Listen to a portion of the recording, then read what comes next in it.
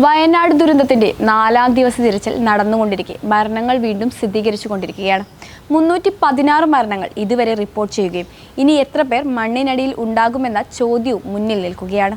നിലവിലുള്ള കണക്കുകൾ അനുസരിച്ച് 50 കുട്ടികൾ മരിക്കുകയോ കാണാതാവുകയോ ചെയ്തിട്ടുണ്ടെന്ന് മന്ത്രി വി ശിവൻകുട്ടി പറഞ്ഞു. GVHSS വെള്ളാർമല സ്കൂൾ പൂർണ്ണമായും തകർന്ന കാഴ്ചയും കാണുന്നുണ്ട്. 526 വീടുകൾ ഉണ്ടായിരുന്ന ചൂരൽമലയിൽ ഇപ്പോഴുള്ളത് 250-ൽ കുറവ് വീടുകൾ മാത്രമാണ്. ഈ സ്ഥലങ്ങൾ മുഴുവനും ഇപ്പോൾ ചെറുതും വലുതുമായ പാറകൾ കൊണ്ട് നിറഞ്ഞു കിടക്കുകയാണ്. പല സ്ഥലങ്ങളിലായി രാവിലെ മുതൽ മഴ അനുഭവപ്പെടുന്നുണ്ട്. വയനാട് അനുകൂല കാലാവസ്ഥയുണ്ടായാൽ ദൗത്യത്തിനായി ഹെലികോപ്റ്റർ എത്തും. ഇപ്പോൾ യന്ത്രങ്ങളുടെ സഹായത്തോടെ തിരച്ചിൽ തുടരുകയാണ്. ബെയിലി പാലം തുറന്നതോടെ ആംബുലൻസുകൾക്ക് എളുപ്പത്തിൽ കൃത്യസ്ഥലത്തേക്ക് എത്താനും സാധിക്കുന്നുണ്ട്. 82 ക്യാമ്പുകളിലായി 8304 പേരാണ് ഇപ്പോൾ ഉള്ളത്.